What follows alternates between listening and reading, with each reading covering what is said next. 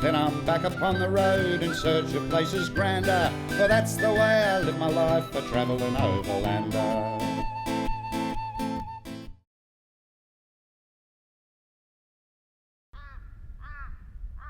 I'd finally arrived in the harsh Australian outback.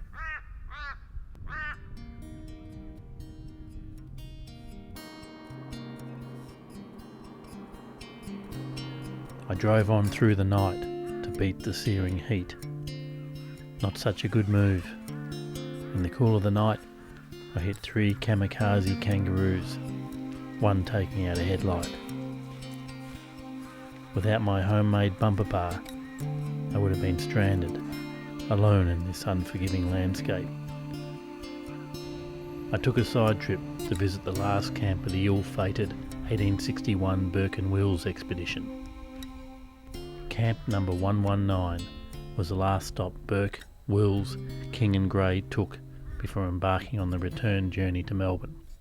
All perished, with the exception of King, who befriended a local Aboriginal tribe. The Burke and Wills camp had a lasting effect on me. I pulled over to the roadside, overtaken with a strange desire to wear khaki.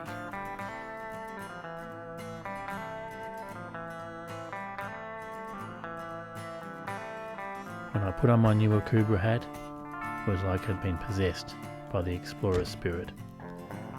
As I looked into the setting sun, a voice on the wind whispered, "You will call thyself Overlander. Go forth and film thy land."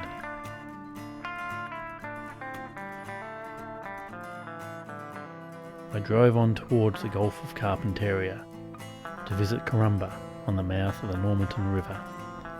There I interviewed Jason Jesse, a local policeman and keen fisherman. I'm one of the local policemen in town. A lot of the times there's only one of us in the division. The worst part about the job would be the isolation, especially when you're here by yourself, having to go to jobs on your own, really not knowing what to expect. We get about 25,000 tourists come to Karumba every year, mostly for the fishing. They all squeeze themselves into 6 months of the year.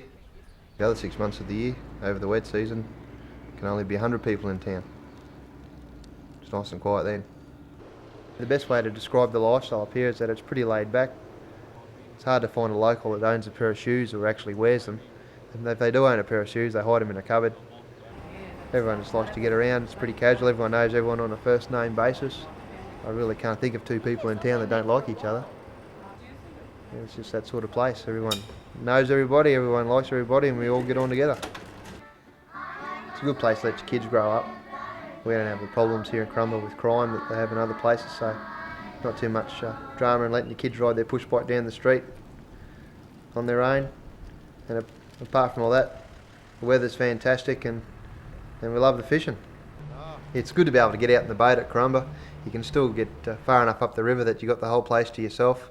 The Norman River is renowned as a good Barramundi river, and that's what I enjoy, getting out, catching Barramundi on lures in the creeks and on the rock bars. Certain times of the year, people come from all over Australia and all over the world to Karumba to catch Barramundi. It's one of Australia's most sought after sports fish.